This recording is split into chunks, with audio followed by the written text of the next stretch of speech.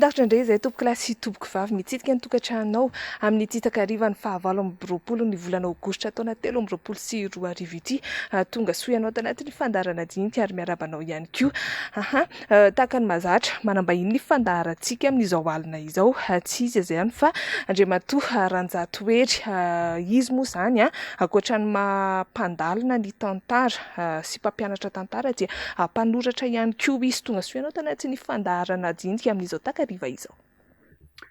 Dia miarabanao mialy dia miaraba ny mpanaraka an'izao fandaharana dinika izao eto amin'ny televiziona MBS ary heverina fa zava-dehibe ny ahafahantsika mianaka midinidinika eto.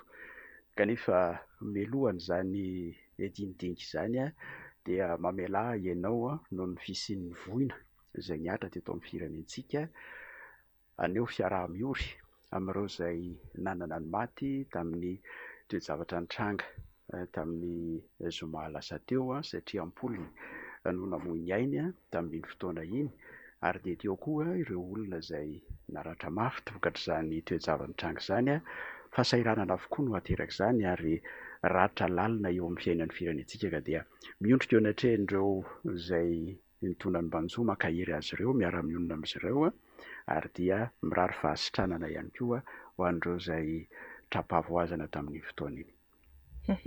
Mialohan'ny tena nomboantsika ny fandaharana dia azonao ampahafantarina fohifohy amin'ny mpanaraka ny fahitalavitra sy ny onjam-peon'ny MBS amin'izao hariva izao hoe inona no anjara biriky na hoe nanamarika anao teto amin'ny firenena amin'ny maha hoe mpahay tantaranao sady mpampianatra no mpanoratra ihany koa dia nisy zavatra adiniko moa teo fa ianao angamba ny tonga dia anasavana azy hoe iza ihany koa izany hoe Andriamatoa Ranjatoery izany. Sarotra moa ny hanoratena tahaka ny voatango eto fa dia fintinina amin'izay efa ahafantaran'ny olona ny tenako izany ny zavatra ambara.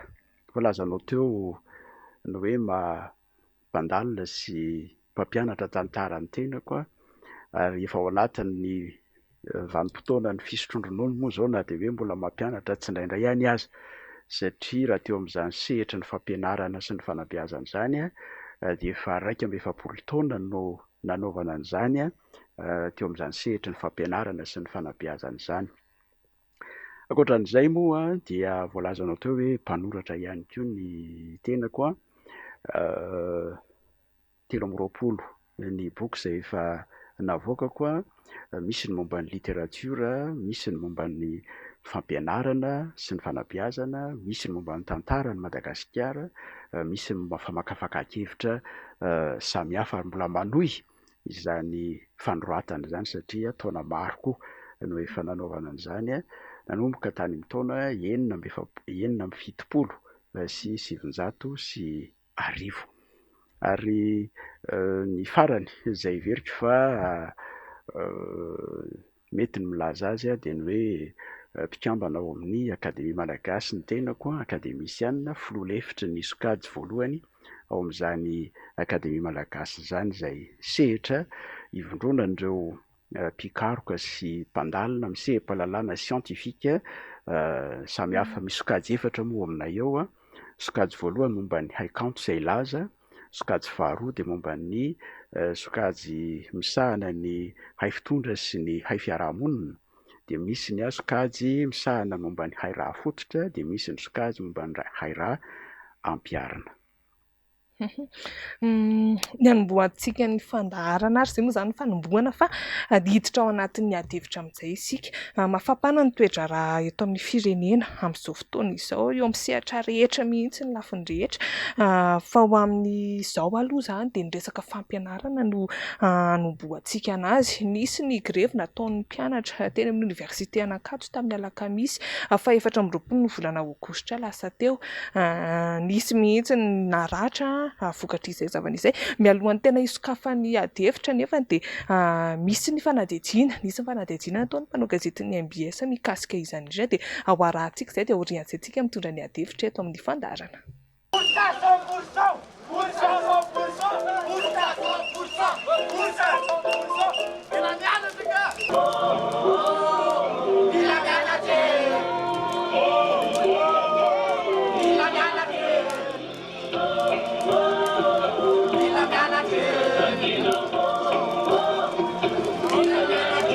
nanomboka tamin'ny sivora sasany maraina ny lanja sorabaventy nametraka sakana nandoro-kodiarana manoloana ny vavadiny oniversite ireo mpianatra nanao be midiny namoaka sy namerina ireo fiara ny azo ny faritry ny oniversite.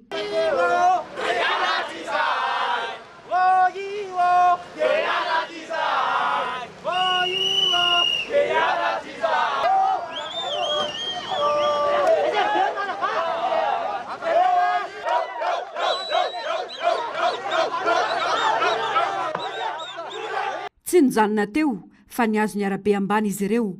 Velona nira sy nisiontsioka nandoro-kodiarana indray ny mpianatra. Nanomboka tonga tsy kelikely teo anatrehan'izany ny mpitandro ny filaminana. Tsy nampihemitra ny mpianatra nefa izany na nisy aza ny fifampiresahana teo amin'ny rotonta.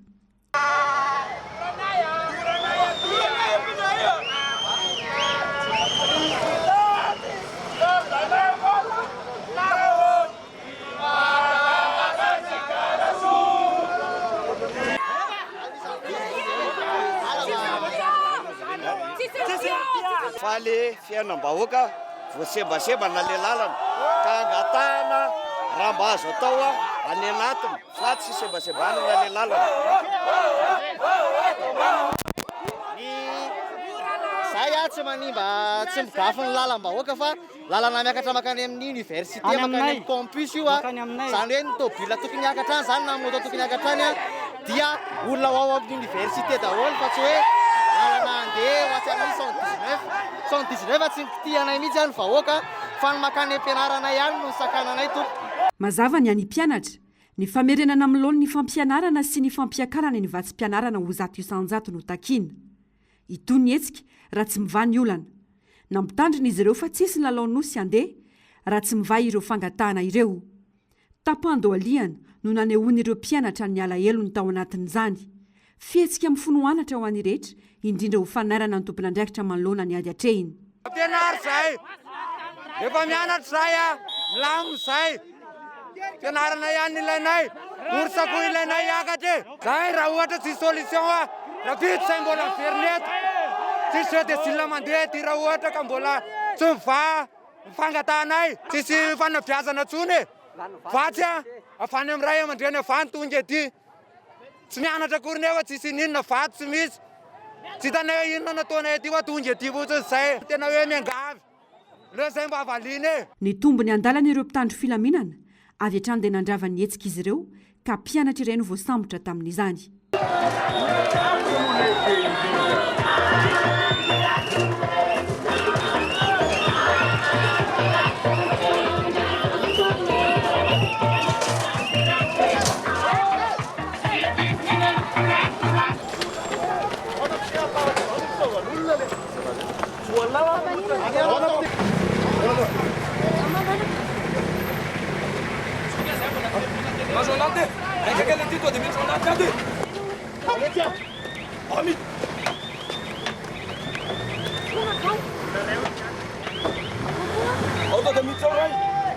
Tsy nijanona teo anefa raikitra ny torabato vokany mpitandro filaminana roa naratra.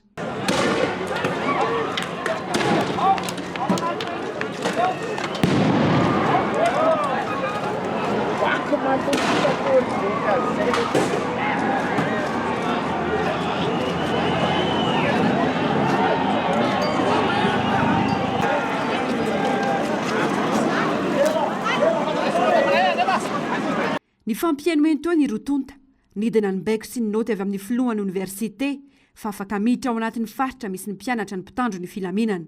Mazava ho azy fa matoa zay tafiditra aty zany zay réglementaire foana zay zany hoe levé ny franchise ary tsy fipetrany raisina zany ny raisina miaraka hoe levé ny franchise mba tsy ho victime le any ivelany satria raha hitantsika zao milamina be ato anatiny ato tsy le olana ato anatiny ato tsisy olana ato anatiny ato fa any ivelany zany ny olana dia zay no hoe levé le franchise afana mipetraka ato rehefa zay ny ato tsy manao ny ivelany ato fotsy zareo dia milamina ny fiainana ato anatiny. Filaminana no tediavin'ny mpitandro ny filaminana kanefa nampiarin'izy ireo tamin'ny mpianatra ny mahabe sandry azy ary dia nataony tababe izay voasambotra daroka voavely baton ary voadaka tsy misy antra ny mpianatra iray.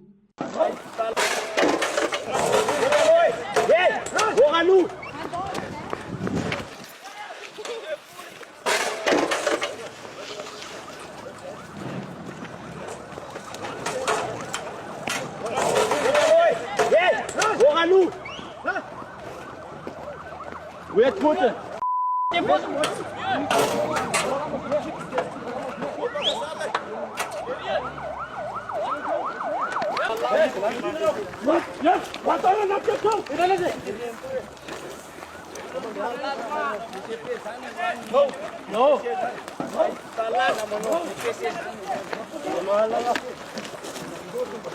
toy ny fisamborana ka mpianatra valo raha tambatra ny voasambotra.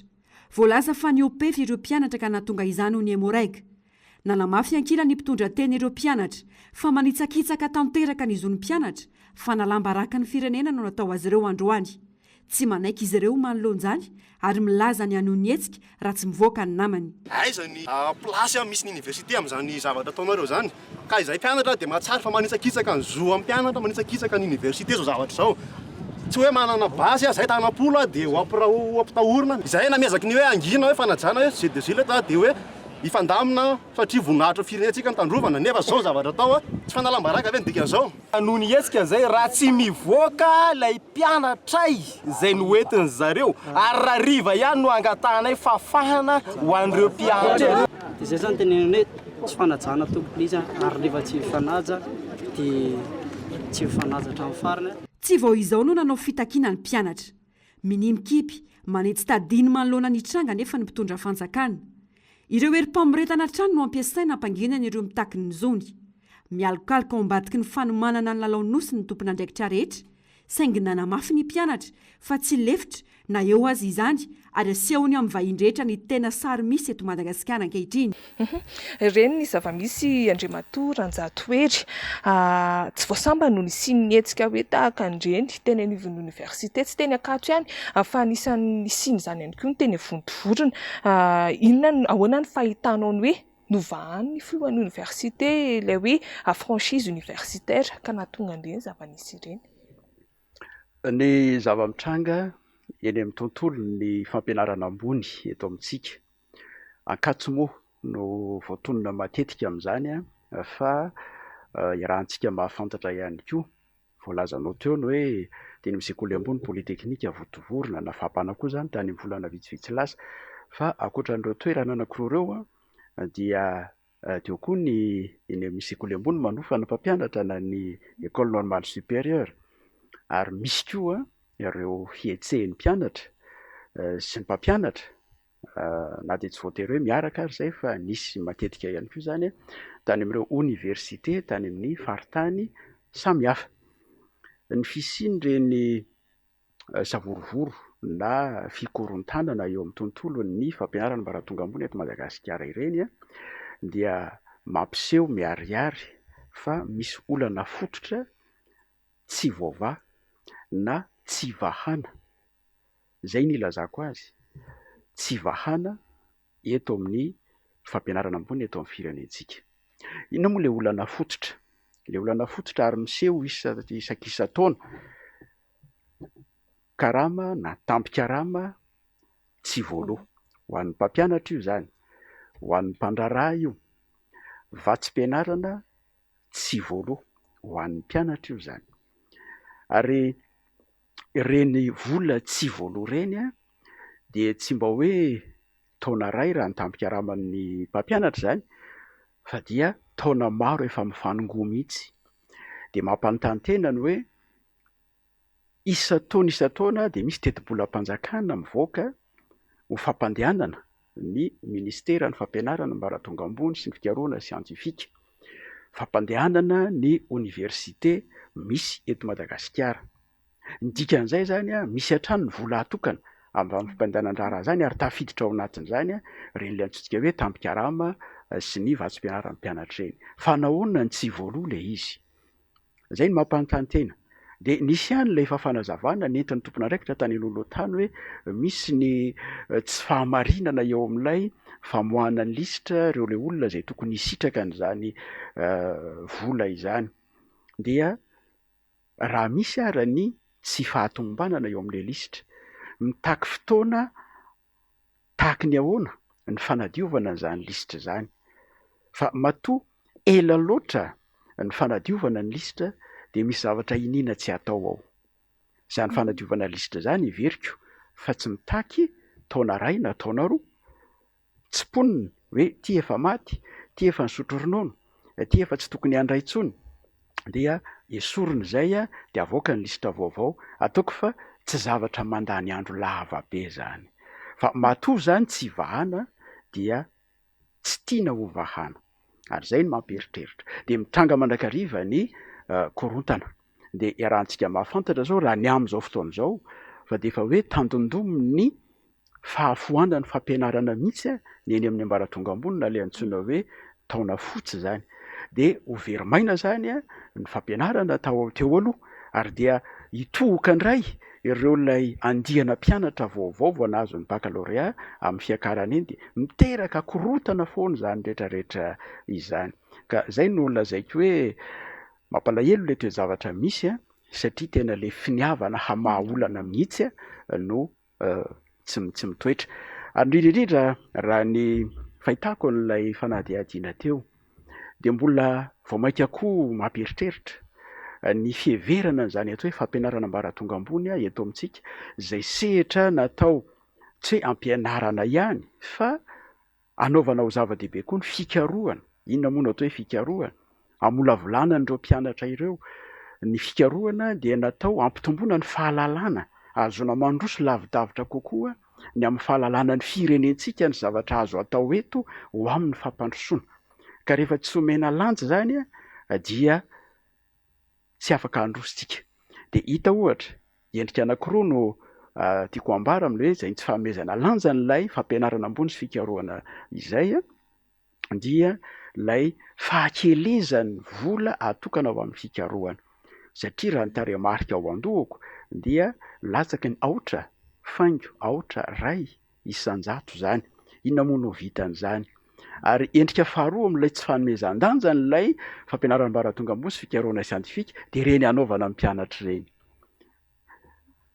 Anaovana herisetra ny mpianatra, n'inona mety ho fioaram-pefy mety ho hita amin'ny fomba fijery ny mpitandro ny filaminana, dia iverika fa tsy manamarina mihitsy ny fanaovana herisetra amin'ny mpianatra izany zavatra izany amina endrika tena mahatsiravina, hoe dakana ny mpianatra, darohana izy mpianatra efa tsy mamaly fa efa manangana ny tanany roa, mbola dakana, mbola atao anisy na atao andria, na iverina fa ny fiheverana ny zon'olombelona azy ao anatin'izany de efa mampieritreritra ary mampanontany tena ny amin'ilay fomba fanao amin'izao fotoana izao.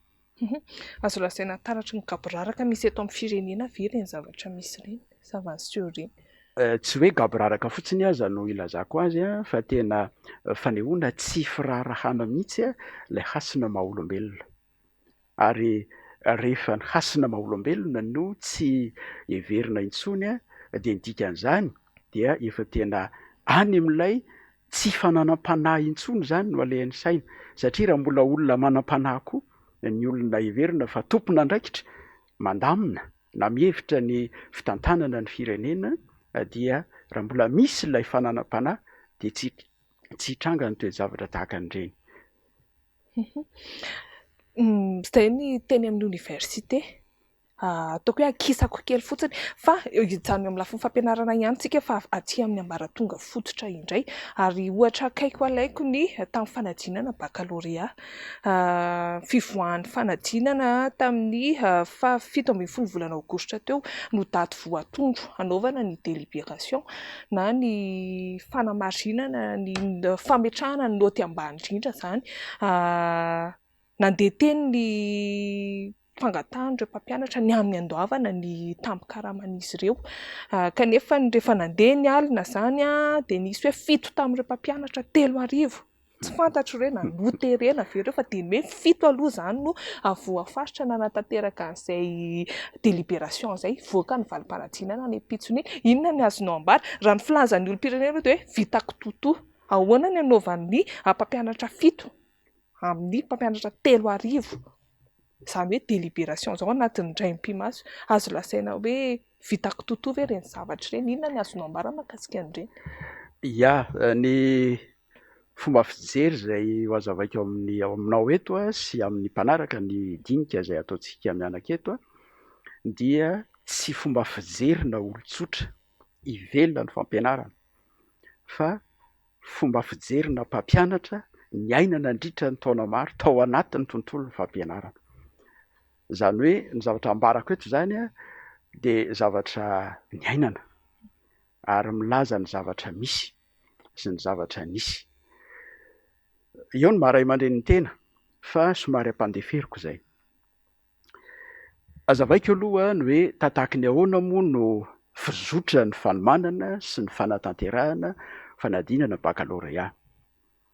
Marihako fa ny marim-pahaizana baccalauréat dia marim-pahaizana manana ny lanjany eto amin'ny firenentsika sy amin'ny firenena zay manana an'izany marim-pahaizana baccalauréat zany satria tsy ny firenena rehetra anie no manao an'izany fanadinana zany. Io fanadinana baccalauréat io no mamarana ny ambaratonga ny fampianarana ambaratonga faharoa. Ary ny fananana an'io marim-pahaizana io zany no azona anantoka fa manana an'ilay saina mirafitra tsara ho afaka miatrika ny fikarohana fampianarana mitondra ho amin'ny fikarohana eny amin'ny ambaratonga ambony ilay mpianatra.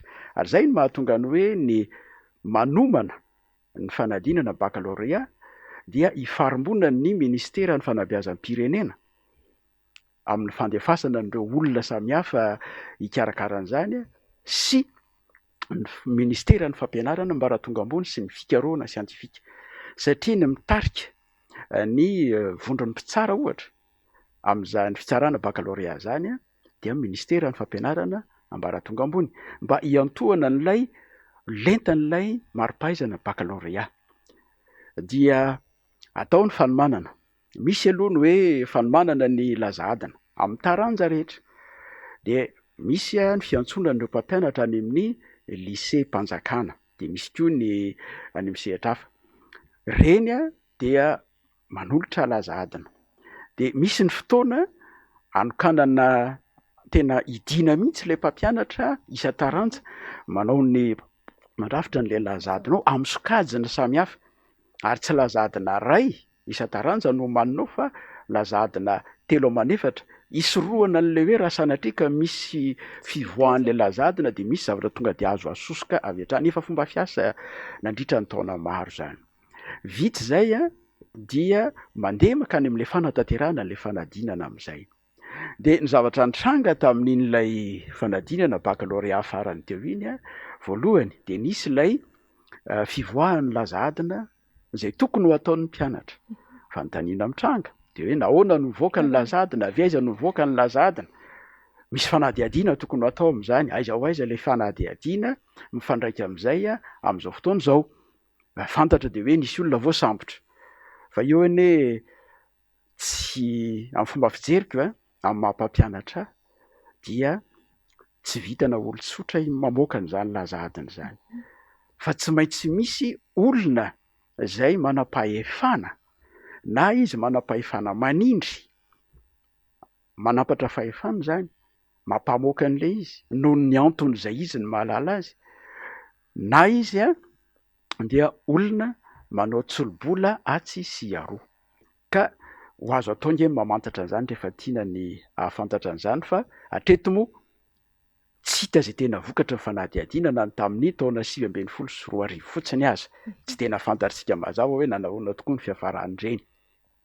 Dia le nambaranao teo tsy vitany hoe nivoaka fotsiny le lazadina fa teo amin'ilay fanomanana rehetrarehetra sy ny fanatanterahana hoe ampidirina ny mpianatra de avy eo tapaka ny jiro maizina de mandeha mampiasa labozia sy ny sisa zavatra mamenatra zany ary tsy manome asina mihitsy an'ilay fanabeazana. Fa zay nambaranao teo le hoe vita le fitsarana dia fomban-draharaha hoe miara-midinika ny mpitsara manapaka ny amin'ny hoe voka-panadinana. Raha ny isa taona de tsy mitranga ny olana. Ny fanao raha ny zavatra ny ainako zany hatramin'ny fotoana ela tany aloha tany dia antsoina ny mpitsara de tonga ny mpitsara de miara-midinika aloha amin'ilay andro voalohany iny hoe ahoana ny fomba hitondrana ny fitsarana. De rehefa mipetraka tsara zay le fiarahana fananana saina iombonana amin'le fitondrana fitsarana zay de samy mandray ny taratasym-panadina mpianatra am'zay de samy tsara am'izay. Vita ny fitsarana eo amin'ny herinandro eo a dia miditra amin'ny fandrarana am'izay iny a kirakiraina ny taratasym-panadina mpianatra alaina ny noty adika sy ny sisa de rehefa voaomana zay de antsona am'izay indray mpampianatra anao an'le dinika farany io le antsona hoe délibération de mpampianatra ny tsara rehetra zany antsona manatrika an'io fa mandritra n'izany fotoana zany a efa omanina ilay antonta taratasy samihafa rehetra azon'ny mpampianatra mandray ny tampikaramany raha vantany vao vita lay dinika nin'le andro iantsona ny mpampianatra iny de efa voaomana de efa mivoaka iry ivelany iry ny lisitra de rehefa mirava avy ato dia tonga de mandray iry amin'ny mpandrarahan'ny vola ny université. Zay zany le fomba fanao hatramin'izay de tsy misy olana fa de miroso mandeha maka amin'izany zava zany fa tamin'ity tsy zay de mampanontany tena de ny hoe inona ny nahatonga n'lay fomba fiasa zay efa indrindra tsara teo aloha tsy natao tamin'ity taona ity. Ary ny tena nampalahelo tamin'io Andriamatoa Ranjatoery amin'ny fito maraina ny atao tonga teny Ankatso ireo mpampianatra ireo eny vao misy peta-drindrina hoe raha toandro amin'ray ny manomboka ny délibération nefa ireo nisy efa niala tamin'ny telo maraina tany amin'ny toerana nisy azy avy tany indrindra ary zay no nanazavako an'le hoe inona moa ny antony mahatonga an'le hoe le andro anaovana n'in'lay diniky ny mpampianatra eny a ino no tonga dia andraisany an'le tampikarama koa rehefa vita le dinika satria misy amin'ireo mpampianatra ireo a avy any lavitra zay mandeha amampolopolo ny kilometatra no tonga eo ka sarotra ho azy ny hiverina indray ao aoriana manahirana be zay de nalaminy zareo mpitantana mihitsy tany aloha zany zay zavatra zay dia azo ny tanterahana tsara fa tamin'ity moa zareo tompona ndraikitra de nilaza hoe fomba fiasa tsy nety zany fa ny tena mety de hoe vita ny asa dia atao ny fanomezana ny vola de rehefa voateriny le toe-java-misy anefa ry zareo de nivoaka ihany le vola zany hoe misy zavatra tsy tena nazava zany tao ambadika tao ary le mpampianatra efa tsy natoky intsony lay mpitantana noho ny fisininy hoe vola tserotsy voalohan'ny fanjakana de niaya zany reto mpampianatra reto tenako moa efa elany tsy nandray anjara ntsony tamin'izany fitsarana fanadinana zany fa mba manaraka ohatran'ny olon-drehetra lay fandehan-draharaha nisy le tsy fampitokisana ary zavatra ngeza be zay le hoe tsy fampitokisana zay zavatra manahirana eto amin'ny firenentsika le mpampianatra tsy natoky tsony hoe ho voalova eny tampikaramany rehefa vita n'le izy de ato ry zareo tsy nanao an'le dinika de etsekilany namoaka zavatra manahirana indray lay tompona ndraiky mpanjakana ny hoe ny lalàna de tsy mametra mihitsy ny isan'ny mpampianatra zay afaka mandray anjara amin'ilay dinika fanapahana ny voka-panadinana zany tokoa aloha ny lalàna tsisy fihetrisa hoe tsy maintsy zao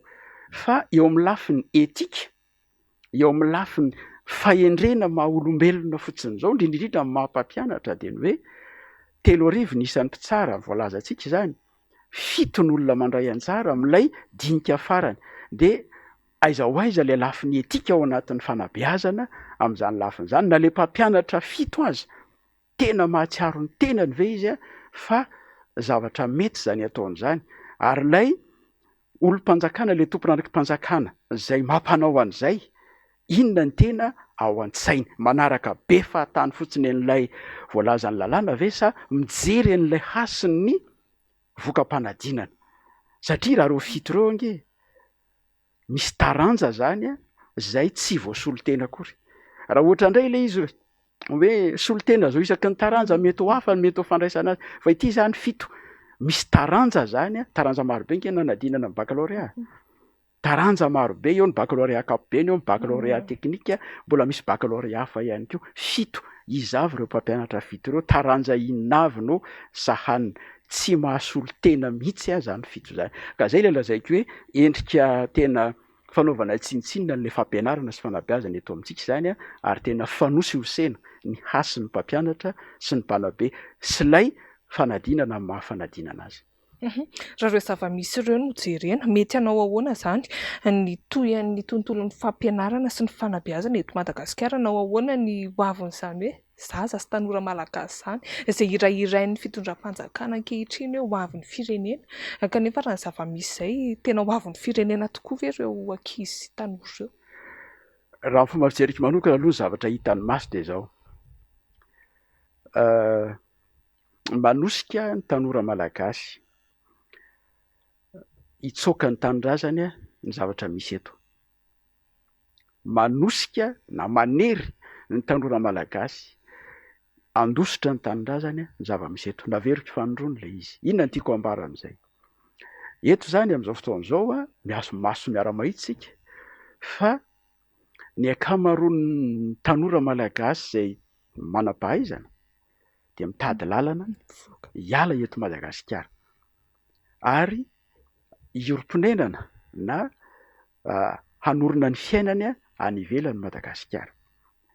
Dia hitantsika anie fa na ny mpitondra antsika aza anie dia zany ny ao an-tsainy ny hoe tsy mahatoky ny fampianarana eto Madagasikara izy ireo fa dia mampianatra ny zanany any ivelany.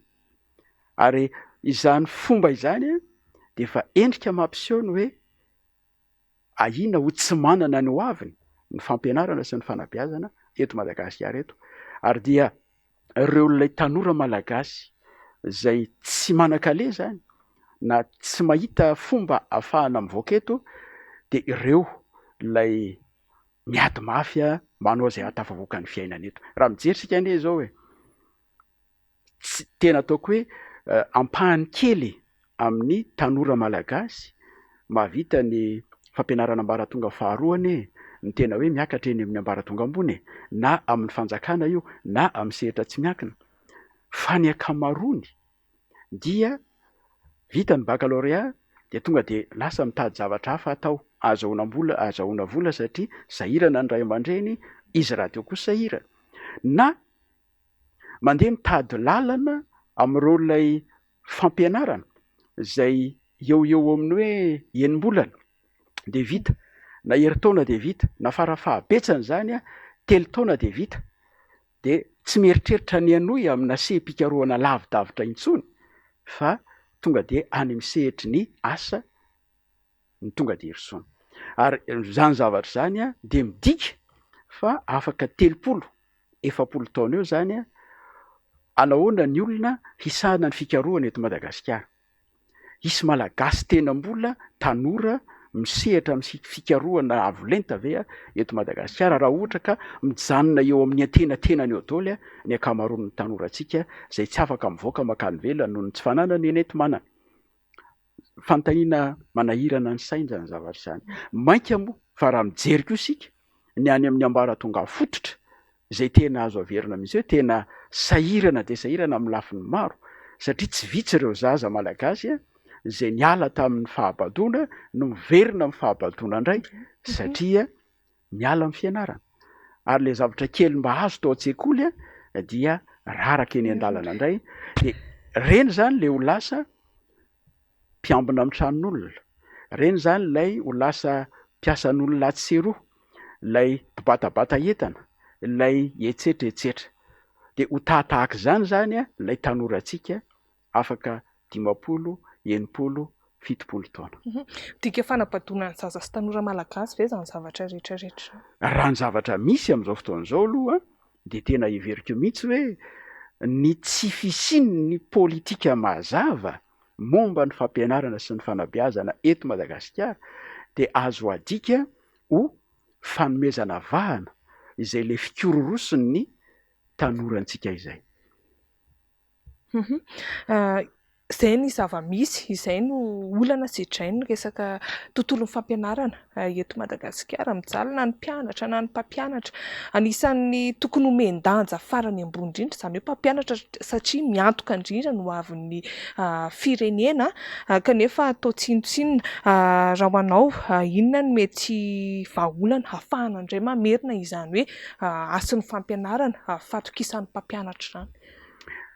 Raha ny fomba fijeriko azy amin'ny mampampianatra rehefa taona maro no ny siarana teo amin'izany tontolon'ny fampianarana sy ny fanabeazana zany. Dia izao ny zavatra hita. Atao ho laharam-pahamehana mihitsy alohan'ny zavatra rehetra ny fanomezan-kasina ny mpampianatra sy ny mpanabe.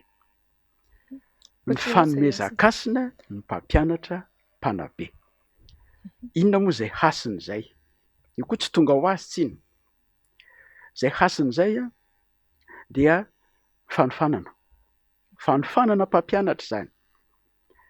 Zany hoe ireo le toeram-piofanana mamolavola mpampianatra ho tena matianina ary manana ny fahalalana ahafahany miatrika an'ilay asa fampianarana sy ny fomba ampitanana zany. Ireo zany dia tokony ho laharam-pahamehana mihitsy ary tena anokanana vola betsaka arak'izay azo atao. Marina fa tsy ho vita ao anatin'ny fotoana fohy zany, fa tsy maintsy atao kosa raha tiana ny anarana n'ilay fanabeazana. Fa ny amin'izao fotoana izao anie ny zavatra tena manahirana dia izao any amin'ny toerana lavitra samihafa any dia vahaolana tsotsotra atematemaka foana no raisina. Hoe atsangana sekoly ambara ho manara-penitra ilay trano. Fa tsy ao an-tsainy ilay tompon'andraikitra mihitsy ny hoe iza no mpianatra ao, iza ny mpandraharaha am-piodina an'io. Ny mpianatra tsy maintsy hisy foana, tsy hany ny olana, fa ny hoe iza ilay mpampianatra, iza ilay mpandraharaha am-piodina an'io araka ny mahafampianarana n'ilay fampianarana. Zay ilay lazaiko hoe ilay hasin'ny fampianarana zany dia miainga eo amin'ilay hasin'ny mpanabe, mpampianatra sy mpanabe, dia antovanako ny hoe mpandraharaha. Ilay hasin'ny mpanabe sy ny mpampianatra ihany koa dia iantohana mihitsy miankina amin'ny rispo ananan'izy ireo. Zany hoe ilay fivelomany, ilay karamany. Ny mpampianatra anie dia tena kely karama mihitsy. Raha mandray ny any amin'ny sekoly fanabeazana fototra any ianao, tena mampanontany tena anie ny vola raisin'ireny ny olon-dreny. Ary hitany maso anefa fa manana fahafoizany tena ireny olona ireny. Ny fomba ilazana azy moa tamin'ny fotoana andro teo dia hoe Ramsesy Made, fa na dia ilay karama kely iny aza no ilay fahafoizany tena n'ilay mpampianatra sy ilay fitiavany an'ilay mpianany, mbola vitan'ireo mpampianatra any amin'ny faritra lavitra ireo ny manimbona kely, mety ho ariary zato, mety ho roanjato, hividianana zavatra kely ho an'ilay mpianany izay fantany fa tsy ny sakafo ny ala tany an-trano. Zavatra mahavaky fo zany zavatra izany. Eo no hoe ilay fieritreretana ny fiainan'ireo ilay mpampianatra sy mpanabe ireo. Io tsy vitany hoe manangana trano tsara tarehy sy mamirapiratra fotsiny. Tsy any akory aza ny tena laharam-pahamehana, fa ireo ilay mpampianatra sy mpanabe ireo sy ny mpandraharaha zavatra lehibe ary maika ireo. Zay zavatra voalohany. Ny zavatra faharoa dia ny hoe ny famokarana ny fitaovana hoentin'ireo mpampianatra sy mpanabe ireo miasa manatanteraka ny asany. Eto Madagasikara ny zavatra mampalahelo fa miasa tsy misy fitaovana ny ankamaroan'ny mpampianatra, ary dia olona ivelan'ny sehitry ny fampianarana no manampy azy ireo. Boky ny tiana ambara amin'izany, ary raha miteny hoe boky dia tena ilay boky hoentina mampianatra mihitsy mba ampitovy lenta n'ilay zaza malagasy manerana ny nosy, ary boky voahevitra tsara ny votoatiny sy ny fomba entina mampita an'ilay izy. Ary ny zavatra fahatelo dia ny eo amin'ny fandaharam-pianarana. Miditra ao anatin'ny fanomezana hasina ny fampianarana sy ny fanabeazana koa ilay votoatim-pampianarana na ilay fandaharam-pampianarana zany, hoe tena tandrify ny zavatra ilain'ny firenentsika tokoa hoe ilay ampianarana n'ilay zaza malagasy, sa zavatra savoan-danitra sy nalaina tahaka ny tefena sy narafitra avy amin'ny lasitra vahiny fotsiny. Ny zavatra hitany masoko masy dia zany, tsy tena tandrify ny firenentsika ilay zavatra ampianarina eto, fa zavatra nalaina lasitra avy amin'ny fandaharam-pianarana vahiny sy rafim-pampianarana vahiny. Hanika na ilay ankizy mianatra azy tsy mahatsiaro tena no tompon'ilay zavatra ianarany akory, ilay mpampianatra efa mikavy ivira teo noho ny tsy fampin'ny fiofanana. Alaivo sary an-tsaina ange, tantara no ampianariko, Jiografia no ampianariko fa ampahany kely eo amin'ny fandaram-pianarana no miresaka an'izany. Jiografia ny Madagasikara, tantaran'ny Madagasikara, de gaga ve sika raha ohatra ka tsy de raharahan'ny ankizy sy ny tanora akory ny fireneny satria tsy fantany. Mila mieritreritra menakavy eo amin'izany lafin'izany. Reo zany lay everiko fa hoe fomba entina manome hasina ilay fampianarana, fa rehefa mba metimety ange ny fiainan'le mpampianatra de mba ho ainy ihany angeny mba mijery zay fomba mahatsaratsara ny fomba isehoany eo amin'ny mpianatra sy ny tahaka an'izany fa endrika anankiray manome hasina koa zany eo amin'ny endrika ivelany fotsiny zao. Fa na ianao aza moa mpampianatra dia miara-miosina amin'ny mpianatra eo anao amin'ny fahasairanam-piainana sy ny sisa de tsy hitan'le mpianatra taratra eny aminao akory ny hoe zao ny tombony ho azo rehefa mianatra ianao, rehefa nahita fianarana ianao. Ary mampieritreritra moa fotoana zao de lasa ohatran'ny somary fisainana mahazo ny zatovo amin'ny ankehitriny ny hoe tsy voatery mianatra vao tafita, satria misy tokoa ny olona zay tsy de nandalo loatra tamin'izany fianarana zany kanefa dia toa ohatran'ny toa tafita ny fijery azy de lasa manimba sain'ny zatovo maro mihitsy zany. Niliko tsy nitapahana mihitsy ny ianao de fanontaniana ao apetrako raha ity fitondrany ity hanam-piniavana amin'izany ve izy ireo? Raha zava-misy ireo ny jerena. Zava-misy moa raha politika no valin'izany, fa raha ny navahitan'ny masoko fotsiny de ny hoe tsy fantatry ny tompony andraikitry ny fampianarana amin'izao fotoana izao mihitsy na ny fitondrana amin'izao fotoana izao tena fomba fijerena mpampianatra ty resahako ty ny lara-pahamehana eo amin'izany sehatra fanabeazana zany. Manaiky fa maro ary zavatra hitan'ny maso zany. Ary anehoana fisaorana ny fitondram-panjakana ny fisian'ny fotodrafitrasa mirentirenty etsy sy roa. Fa arak'le teniko teo am-piandohana de ny hoe mampanontany teny, iza no ampianatra amin'ireny, iza no ampiodina an'ireny. Hitako tamin'ny sary indray maka université amina toerana anankiray zay bozaka ny manodidina azy, tsy misy olona any akebakebany any, ahoana ny amin'ireny. De fotodrafitrasa natsangana fotsiny dia mahafinaritra ny hoe io zany misy université fa ny atao université tsy trano mitsangana, tsy laboratoire, tsy zay ihany fa misy mpampianatra mampiodina azy, misy fomba samihafa mampisongadina azy arak'izany. Ary ny zavatra hitan'ny masoko aza de ny hoe na ny fampiasana ny loko amin'ireny fotodrafitrasa ireny fotsiny aza de efa mampanontany tena hoe misy mpanolontsaina pedagojika ve nakana hevitra amin'ny fampiasana ny loko amin'ireny sekoly fanabeazana fototra zay misy koa le ho an'ny kilasy madinika. Ny fampianarana anie eo le fotodrafitrasa miditra ao anatin'ny fomba anamorana ny fampitam-pahalalana ho an'ny ankizy ny zavatra rehetra hitan'ny masony. Ny loko ampiasaina mirindrina ao amin'ilay fotodrafitrasa le trano zany sy ny zavatra rehetra ny fitaovana isan-karazany. Fa eritrereto hoe raha any amin'ny hôpitaly ianao ohatra hoe vao miditra ao amin'ilay efitra fampiterahana de loko menamena be no mitsena n'ilay vehivavy hiteraka ao fa tsy manamora ny fomba hiterahany mihitsy zany zavatra zany. Ka zay le lazaiko hoe tamin'ny nanaovana an'ireny loko ny trano fampianarana samihafa ireny ve dia nisy mpanolontsaina mitondra ny heviny naneho ny heviny sa dia ny lokoana arak'izay nitiavana azy fotsiny le izy de lasa manahirana.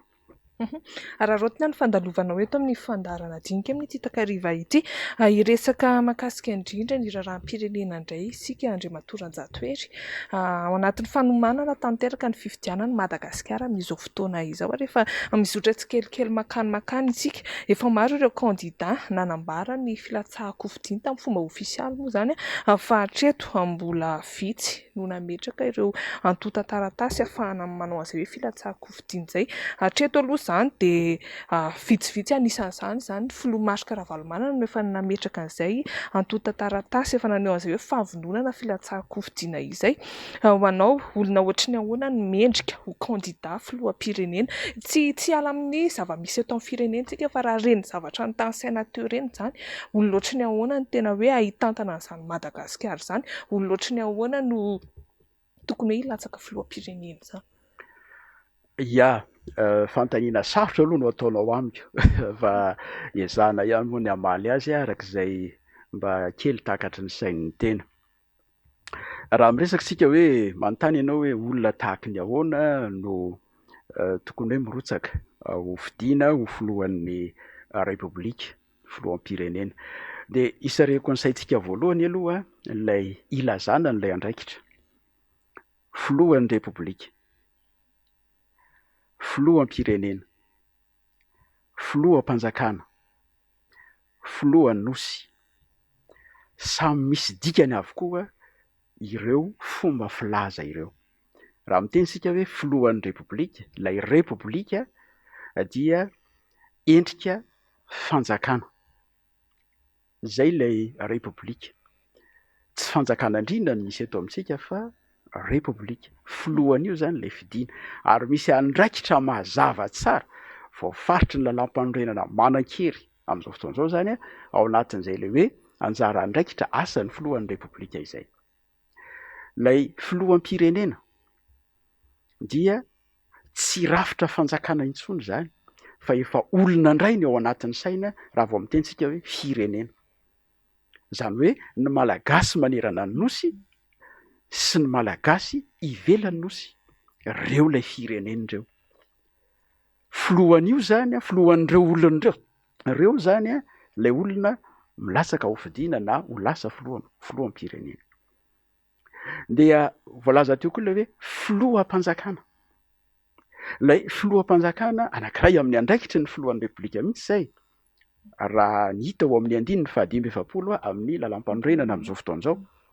Filoham-panjakana zany hoe filohan'ilay rafitra zay miasy ny vahoaka malagasy eto Madagasikara sy ny any ivelan'ny nosy amin'ny alalan'ireo maso ivohany ivelany. Andraikitra fitantanana zany zay.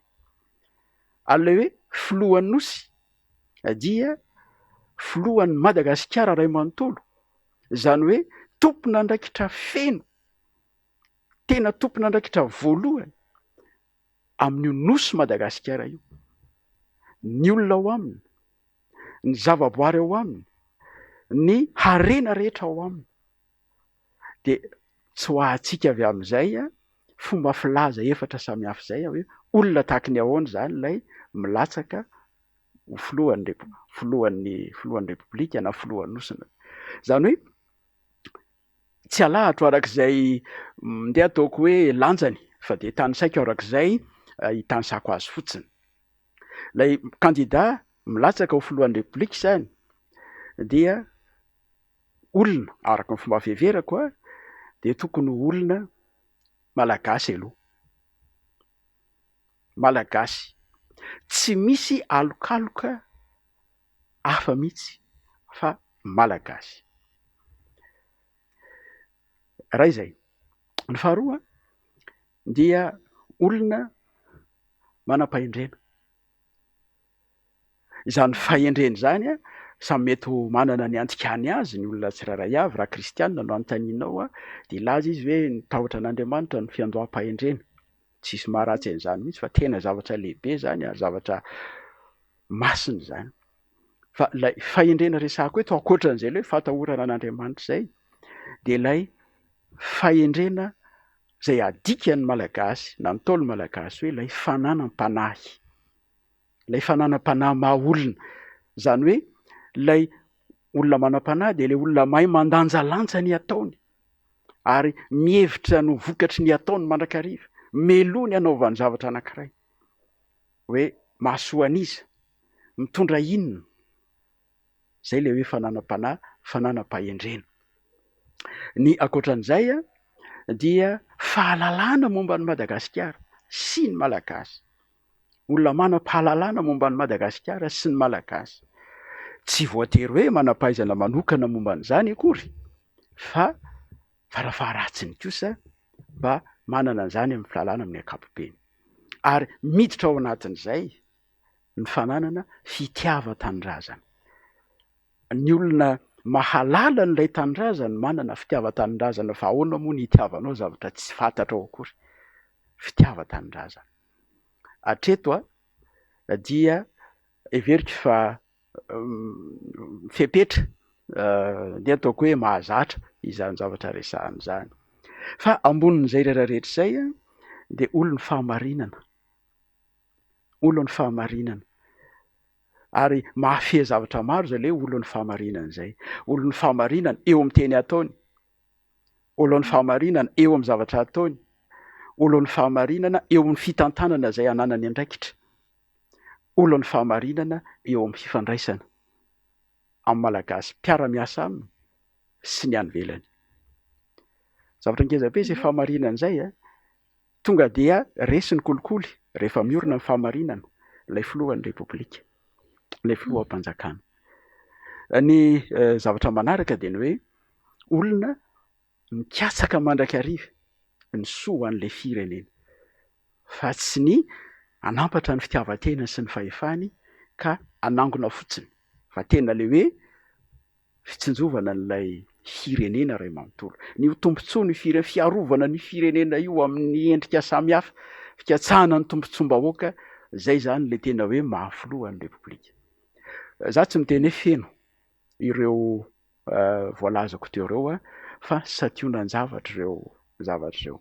Ary ny ataoko hoe ny amaranako azy a de ny hoe olona manam-pahavanona toetra, manana fahavanona toetra, mahafehy zavatra betsaka izay, zay fahavanona toetra izay.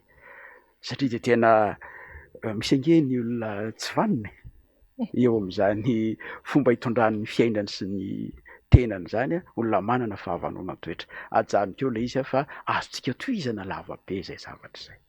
Misy ara ny candidat ny akamarona ny HCCR milaza hoe mbola tsy mahafantatra an'ilay hoe inona avy marina tonta taratasy ilaina amin'le firotsahako fidiana zavatra ohatr'izany zany de efa ahitana taratra hoe be dia be ny zavatra tsy tomomana ary tsy niomana mihitsy.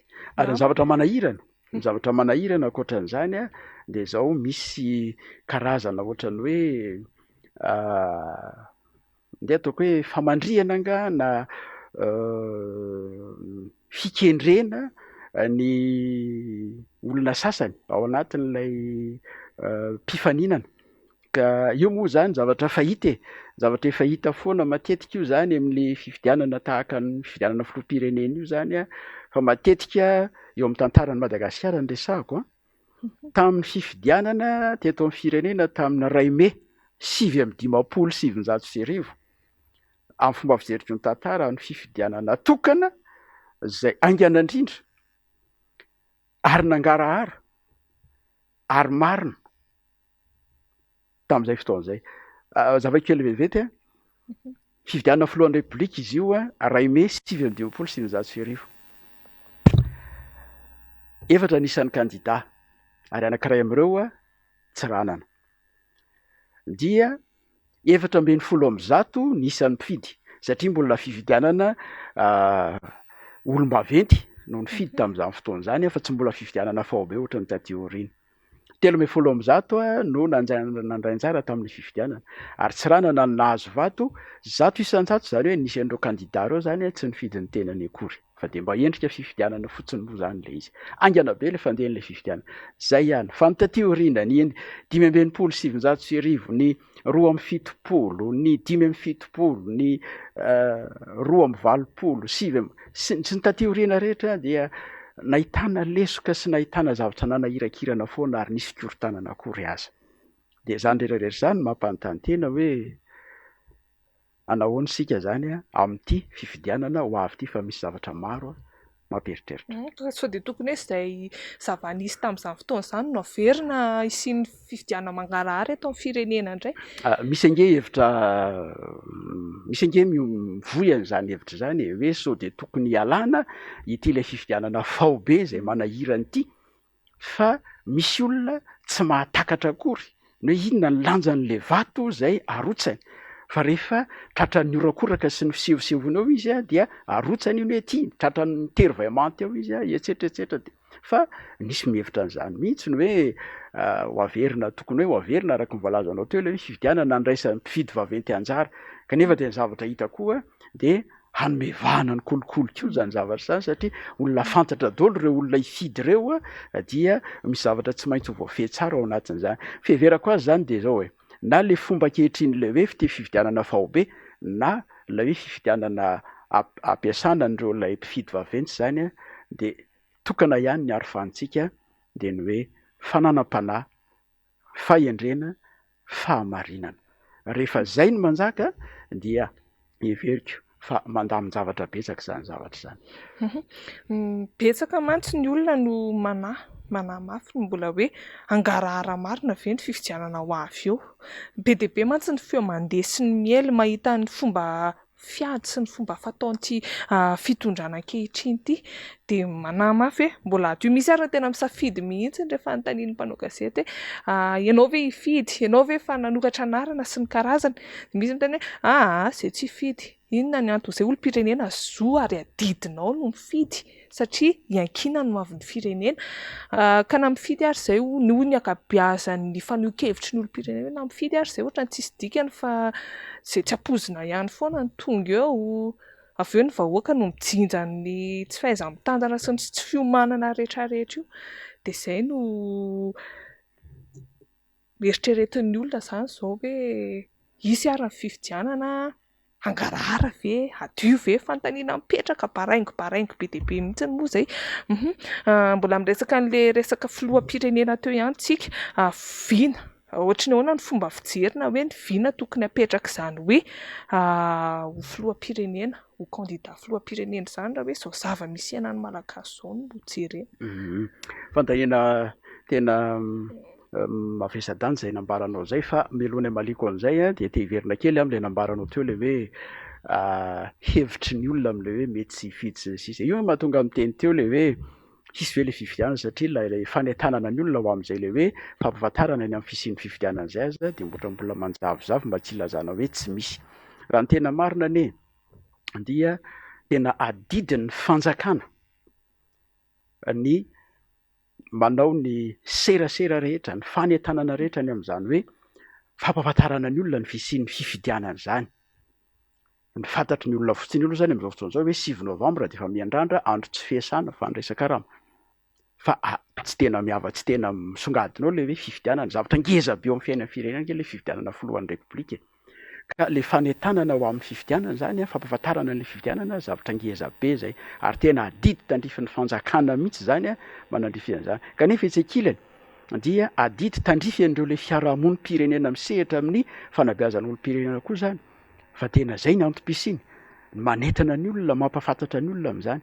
Ary ny zavatra faharoa zay tena mamparikotitra de le hoe ny fahalainan'ny olona na tsy fanomezan'ny olona lanja n'ilay fifidianana araka le voalaza anao teo le hoe zay eo ihany no eo, zay eo ihany no lany eo, misy mananaroatra ane zany. Fa tena tokony ho entanina mihitsy zany ny olona haneho ny safidiny ary tena ho isongadina tokoa zay safidy zay satria ny fifidianana ihany no ahafahana tena mahita ny hevitry ny olom-pirenena fa tsy ny orakoraka eny amin'ny kianja na ny tabataba any amin'ny Facebook ihany sy ny sisa fa le fifidianana zany zay ny tena zavatra lehibe zay. Amin'ny sata republikana ao anatin'ny demokrasia de verina fa zavatra lehibe zany. Ka raha miresaka amin'ilay fanontanianao teo le hoe viana tahaka ny ahoana no takin'ny zava-misy amin'izao fotoana izao. Za aloha de midera andreo le olona efa nanambara fa hirotsaka hofidiana ho filohan'ny repoblika ary misy moa araka ny voalazanao teo nefa hoe nandrotsaka ny antotaratasiny zany dia heverina fa fahasahiana sy fandraisana andraikitra lehibe eo anivon'ny fiainan'ny firenena zany satria mahatonga le olona tonga amin'izany fanapahan-kevitra zany de misy zavatra tiany atao amin'le firenena zany. Samy maneho ny fitiavan-tanindrazany daholo eo anatrehany zao le fahantrana lalina mahazo ny firenena zao. Ka raha ny fiheverako azy eo amin'izay mety hoe viana resahanao zay dia tsy misy aloha afa-tsy ny hoe reto zavatra tany saiko reto. Ny fanaovana zay ahatonga an'le malagasy aloha tena ho afaka miary araka ny tokony ho izy ahafahany mamelona ny tenany. Fa amin'izao fotoana izao hoe mikatso daholo le fiariany, sahirana ny olona ny fameloma-tena. Ahoana ny anokafana an'io le filoham-pirenena zany tokony mahavita, tokony ho afaka miary, tokony ho afaka mialy, tokony ho afaka mialy. Fa tsy manokatra lalam-piariana ahafahany tsiraray miary mamelona ny tenany. Ary ny fanjakana dia natao hanamorana izany zavatra izany. Zay zavatra anankiray. Ny zavatra faharoa, io mantsy le mitondra makany amin'ny fialana tsikelikely amin'ilay fantrano. Afaka mampianatra zanaka ny olona, afaka mitsabo tena izy, afaka manitatra ny asa fiarenana izy, laram-pahamehana mihitsy zay. Zavatra faharoa dia ny filaminana. Mba tokony hatsapa zany ilay vahoaka isam-baravarana fa rehefa hivoaka ny tranony izy tsy miahihany ho voakapoka na ho voaendaka na ho tahaka izany. Fa zao antsika eto eritrereto hoe miala ao amin'ny tranonao ianao dia manahany ho voaendaka any amin'ny hôpitaly ianao, manahany tsy ho voatsabo araka ny tokony ho izy, maty ianao mbola hisy akako ny taulanao. Amin'ny fotoana inona zany tsika malagasy vao ilamina. Zavatra manahirana mieritreritra an'izany. Ka ireo zavatra anankiroa ireo zany tena zavatra fototra ireo. Ary ny zavatra fahatelo mifandray amin'izay dia le ndresana ty rem-piandohana hoe fanomanana ny ho avy dia ny fampianarana sy ny fanabeazana. Zay fampianarana sy ny fanabeazana. Ireo zavatra telo ireo zany dia everika fa tena zavatra ngeza be ireo. Satria le fampianarana sy fanabeazana ireo le mamolavola ny olona ho tena ho afaka mijoro ho malagasy kanefa mitoetra ho malagasy. Mandeha dia mandeha ny fotoana mara-pakana ny fandaharana angamba isika teo izay rehetrarehetra izay mbola antenaina ve ny harenan'i Madagasikara indray raha izao lavaka mangitsokitsoka misy ny firenena amin'izao fotoana izao no jerena, satria araka ny teneninao teo hoe tsisy izay tsy mitaraina ny sehatra rehetrarehetra, tena hoe mikatso, tena tsisy izay tsy mitaraina, betsaka ihany indray izany izao ny very asa na atao fotsiny hoe tsy resaka fa tsy ireny hoe akon'ny Covid ireny fotsiny ary tamin'ny taona 2021 ireny be da be mbola tsy tafarina amin'izao fotoana izao. Mbola antenaina ve ny harenan'i Madagasikara, ny harenan'i Madagasikara indray ao anatin'izay lavaka izay? Za tsy very toky, mety tsy amin'ny andro havelomako no hisiany izany, fa za tsy very toky, tsy very fanantenana fa fiteniko mandrakariva amin'ny famelabelaran-kevitra izay anasan'ny olona sy ny ohatran'izany hoe ho avy ny fotoana hifoazan'ity firenena ity. Ilay hoe firenena malagasy mifoha zany dia ilay firenena malagasy, ilay malagasy tena mahafantatra amin'izay ilay hoe inona ny ilainy, ahoana ny fomba azahoany an'io ary ho aiza izy. Miaraka amin'izay mpitarika azy. Ho avy ny fotoana hitrangan'izay. Ary eo amin'ny tantaran'ny firenena nge dia nisy foana ny toe-javatra tahaka an'izany. Raha tsy resaka ny tantaran'ny firenentsika fa ireo firenena hafa nivelany. Saika nandalo tamin'izany vanim-potoana izay nampisavoritaka azo menaka avy tao. Fa avy eo dia nisy ilay fifoazana. Dia rehefa samy tonga saina hoe tsy mety intsony izao zavatra hiainantsika izao, dia nisy fifandaminana, dia nisy fiaraha-miombon-kevitra, dia nisy fanapahan-kevitra, dia niara-ny roso, dia ary zay le lanjan'le fanabeazana zay. Zay le izy. Raha isika ohatra anie zao hoe tahaka ny raha isika zao atsika ketsy Rwanda. Potiky niady ange Rwanda nandritra ny taona maro. Fa tonga saina ny vahoaka Rwandais hoe fa nahoana moa tsika no miady sy mifandrà feto hoe? Fa nahoana tsika no toy izany? Fa tonga saina izy. Dia io izy hitanareo. Datsika io. Tahaka izany koa raha indray ohatra ny fanjakana Romanina. Fanjakana Romanina izay fanjakana natanjaka nandritra ny arivo taona. Tsy nanjaka tamin'ny fanjakana nisy azy fotsiny fa nanjaka tamin'ny faritra Eropa ray manontolo sy teto amin'izao tontolo izao azy. Fa rava ilay fanjakana Romanina rehefa nitiorosy fa aty aoriana ny vahoaka Italiana tao anatin'izany faharavana samy hafa izany, tonga saina ihany izy hoe fa nahoana antsika no ohatran'izao? Dia miroso dia fazantsika hoe tahaka ny ahoana moa zany hoe tanjaka Italia zany. Marina fa tsy azontsika ampilarina firenena matanjaka hafa izy fa dia anisan'ny firenena matanjaka izy. Ka tahaka izany eo amin'ny tantaran'izao tontolo izao dia mino fa tsy dia firenena haningana no izy akory sika ka tsy mba ho tojo an'izany fifoazan'izany. Fa mety mbola tsy amin'izao fa za mino fa ho avy zany. Fa tsy dia tena hoe fadiran'ovana eto fa ananantsika daholo ny zavatra rehetra afa-tsy izay fifoazan'izay.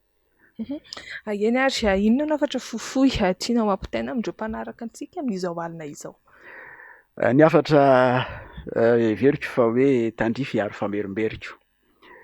Tsy afatra avy ety amiko fa afatra avy amin'ny anankiray amin'izay olo-mangany Madagasikara. Zay nanaovako fikarohana manokana dia tsy iza fa i Rain'Andriamampandry. Izao no teniny matetika. Rain'Andriamampandry Jaivo kely teraka tany amin'ny taona 1930 ary maty notifirin'ny mpanjanantany no elohana zany teo Antaninarenina tamin'ny 1970. Ary olona anisany natahorana ny Frantsay. Teniny matetika ny hoe aza mba miala amin'Andriamanitra. Raha izay. Fa teniny matetika koa dia ny hoe tiavo ny tanindrazana. Teniny matetika koa ny hoe loloavy ny fihavanana. Teniny matetika koa ny hoe tiavo ny fianarana. Ary ny amin'tianako azy farany dia ny hoe aza menatra ny maha-malagasy ianao.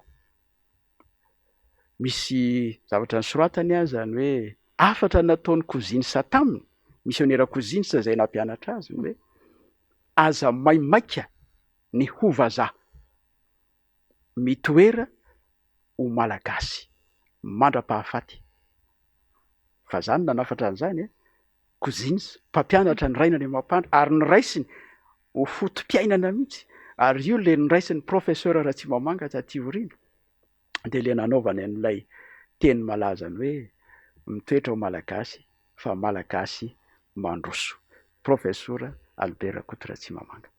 Zay no afatra mba tiako ampitaina amin'ny vahoaka malagasy manaraka antsika amin'izao alina izao. Tonga eto amin'ny fiafiaran'ny fandaharana isika tompoko lahy sy tompoko vavy ankasitrahana ianao Andriamatoa Ranjatoery hananaiky ny vahiny teto amin'ny fandaharana dinika eto amin'ity alina ity. Dia misaotra anao koa mialy dia misaotra ny mpanaraka ny fandaharana ny tokantrano any dia samy tain'Andriamanitra isika. Misaotra anao mpanaraka ny fandaharana sy ny fahitalavitra MBS ihany koa amin'izao hatakariva izao amin'ny herin'ny anio toy izao indray ny fotoanantsika veloma tompoko.